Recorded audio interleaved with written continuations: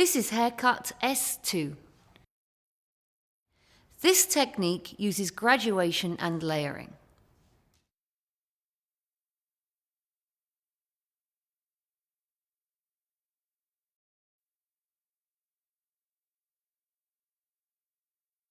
This haircut consists of graduation in the back and also in the side. It's going to sit really high and it's going to fill the flat part of the crown. The graduation is going to work all the way through into the sides, and overall we're going to leave a softer, more feminine kind of edge to the haircut. The top will then be layered. The way we're going to start this haircut is in the back. I've split the back into two parts, very simply because there's too much hair to hold. I'm going to start in this first panel, and I've taken a vertical section through the center back and a slight diagonal section just above the occipital bone.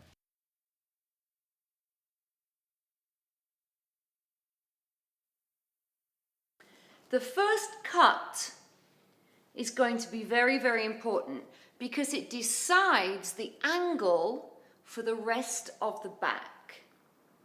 I've decided that I want my graduation to sit very, very high, so it's slim down here, but it develops in the flat part of the crown. This is where Noel is flatter, and this is where she needs the graduation. Graduation is a build-up of weight, so the hair underneath is shorter and it supports and holds up the hair above it.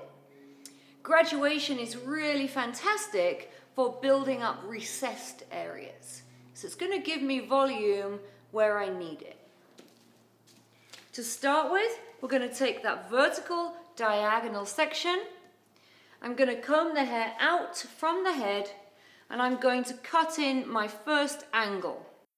Thinking about my angle, imagining where it's going to go on the next section. I've decided not to cut too short into the nape because I do want to have a little bit of softness to the outline. But if you wanted to, you could definitely sit in a little bit tighter through there. My next section is vertical diagonal. I'm going to comb the hair into the first section. So my second section comes back to my first section.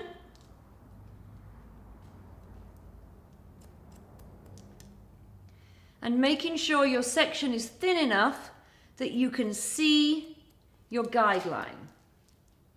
Comb the hair down and have a look and see if it's what you want.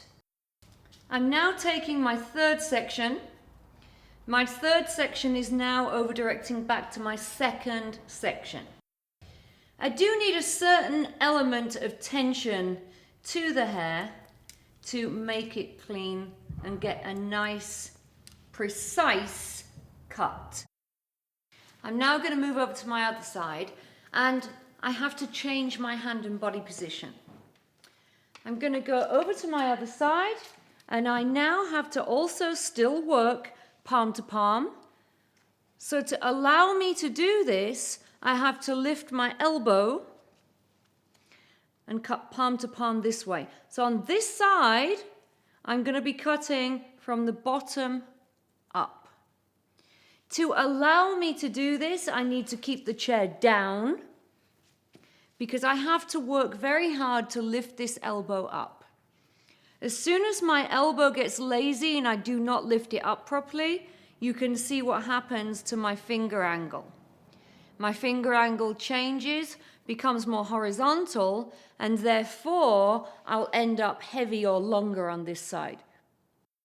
Again, comb in the hair at the bottom, cut a small area, get rid of it, then put your comb in, do the next area, get rid of it, and then put your comb in. I prefer to cut from the bottom up to the top because I feel it's smoother. You can also, if you would like, cut from the top down, but for me, I feel like I get more smoothness cutting bottom to top. So now I'm going to cross-check my work. Cross-checking means the opposite way to the way you originally cut it. So for me, I cut Noel's hair with vertical diagonal sections. I'm now going to cross-check with more of a horizontal section. And on a light graduation and a shorter haircut like this, I prefer to actually cross-check over the top of the head and lift the hair up. The main reason for that is if I cross-check palm to palm, I have a tendency to pull the hair down, which can often create steps. I'm now going to continue on to my next panel. I simply put this back area into 2 panels just because of my fingers. I can only comfortably hold this much hair.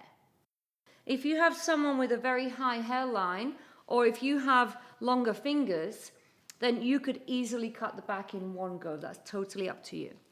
So my next section is exactly the same as my underneath. It's really just a continuation.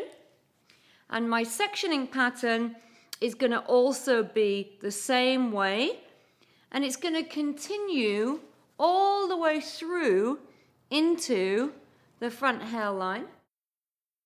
What's really great about this section or this panel is that I now have a guideline behind me, but I also have a guideline underneath me.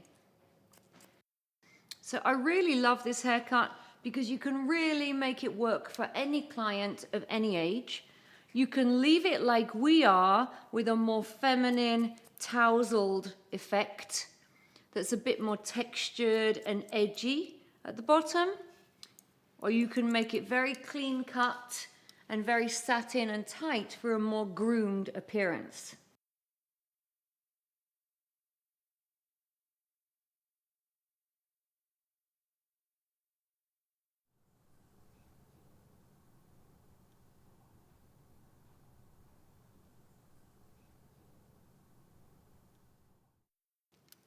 Again, I'm going to cross-check over the top of the head,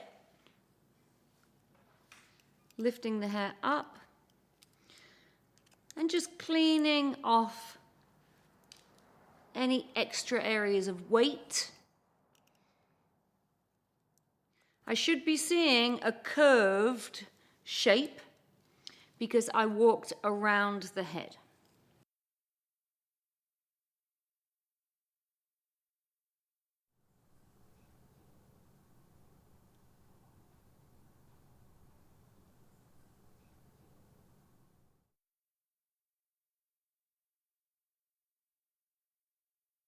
Now we're going to work on the top of the head.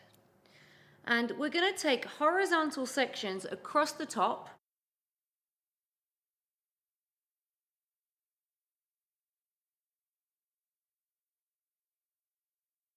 We're going to take a guide from the side and very simply cut a curved angle all the way over the top.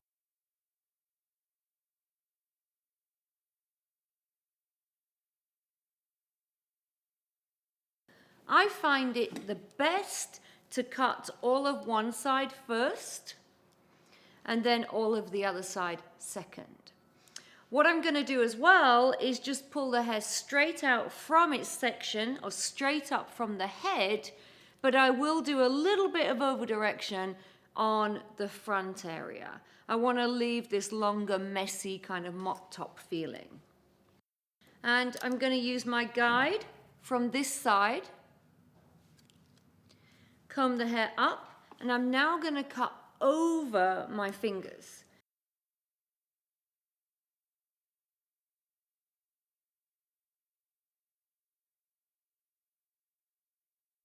I should be able to see my guideline through my new section. So I'm holding a lot of hair, but 2/3 of it is my previously cut guide. Now I'm going to get rid of one section, take a new section. This stops me from getting lost in the haircut, and it stops me from losing my guideline. Your guideline is always there, it's just that sometimes you've taken too big of a section. Now I'm going to start to over direct the hair back because I do want to leave a little bit more length in that fringe, just because I like the look of it. So now I'm going to pull all of that hair back. That's left me a little bit of length through that front area, but it's fully connected all the way around the edges. I'm connecting to the side, and I'm also connecting to the previous section. Curve over until you connect to this point. Curve your fingers, use your guide from the side, curve around, up and into the other side.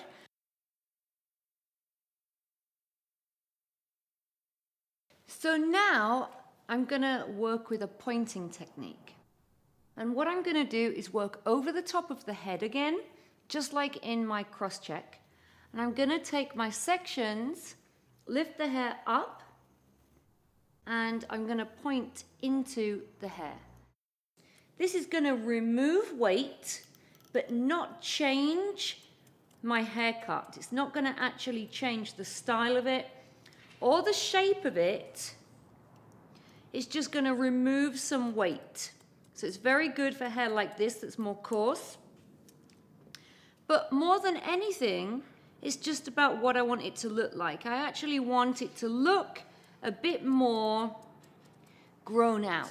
So it's kind of softer and almost a little bit like an older haircut that's maybe 2 weeks old, something like that.